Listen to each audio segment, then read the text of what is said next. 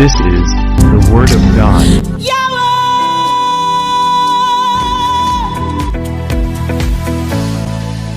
Ab'emikwano abatuuliriza tubaaniriza nnyo nate mu pulogulaamu yaffe eno emanyiddwa nga Revival Uganda Program, enteekateeka ey'okuzza Uganda obujja, nga gibatuusaako yenze omusumba Mugaya Michael, era nga tusinziira wano ku Uganda TV awamu ne ku mikutu emitimbagano omuli YouTube, TikTok awamu n'emikutu egya Meta.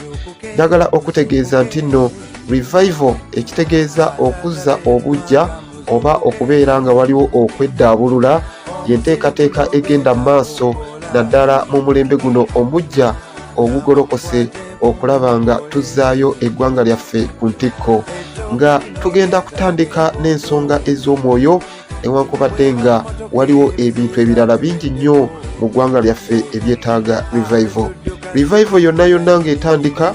Njagala okubategeeza ab'emikwano nti nno etandika n'ensonga ey'okusaba.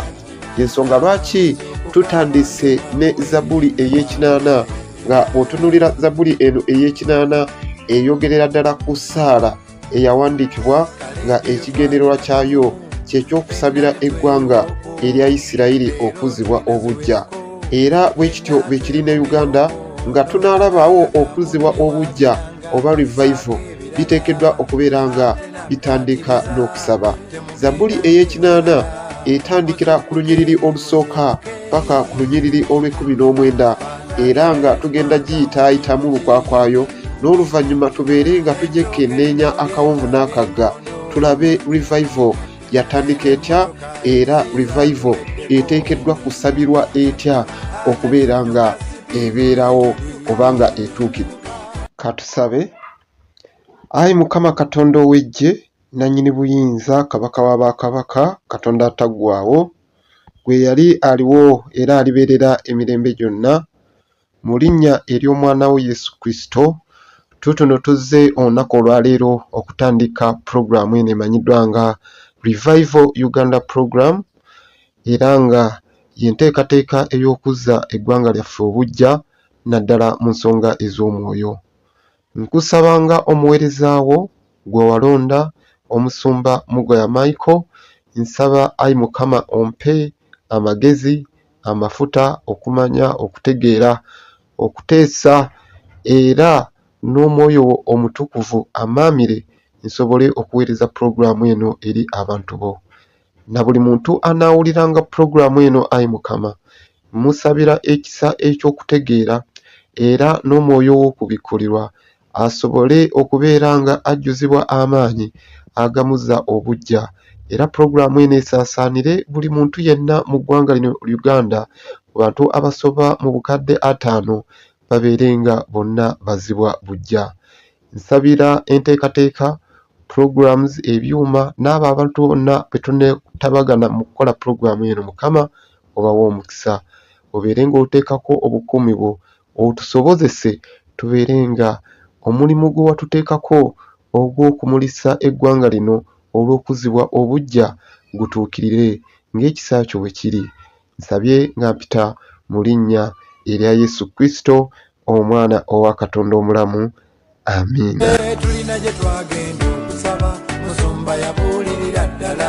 Ey'ekinaana okutandikira ku lunyiriri olusooka paka ku lunyiriri olw'19 wagamba bwe wati: ayi omusumba wa Isirayiri, wulira, gwe aluŋŋamya Yusufu ng'ekisibo, gwe atuula wakati w'abakerubi, yakira ddala.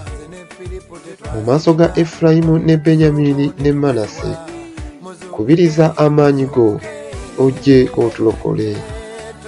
Otukyuse nate ayi Katonda, oyase amaaso go, naffe tulirokoka.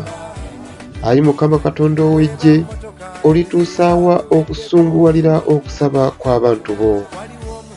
Wabaliisa emmere y'amaziga, era wabawa amaziga amangi okunywa. Otufuula oluyombo eri baliraanwa baffe, n'abalabe baffe baseka bokka na bokka. Otukyuse nate ayi Katonda ow'eggye, era oyase amaaso go naffe tulirokoka. Wajja omuzabbibu mu Misiri, wagobamu amawanga n'ogusimba. Wasaawa mu maaso gaagwo ne gusimba nnyo emmizi ne gujjula ensi. Olunyiriri olw'ekkumi. Ensozi ne zibikkibwa n'ekisiikirize kyagwo, n'amatabi gaagwo ne gaba ng'emivule gya Katonda. Gwaloka amatabi gaagwo okutuusa ku nnyanja, n'ensibuko zaagwo okutuusa ku mugga.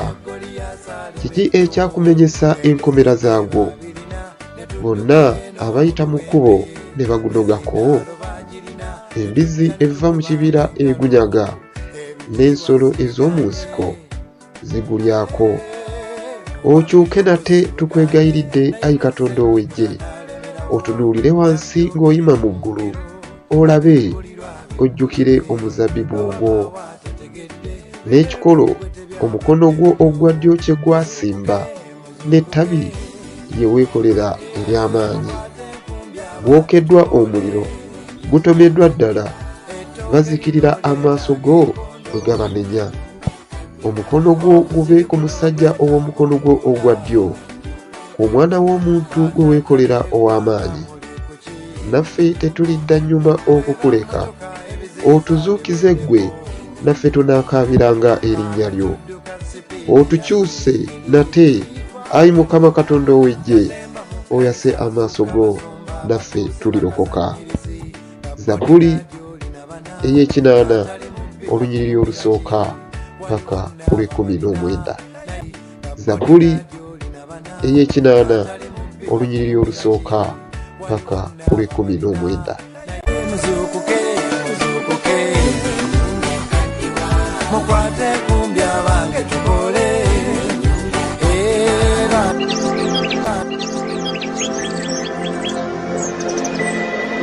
This is Uganda TV for you.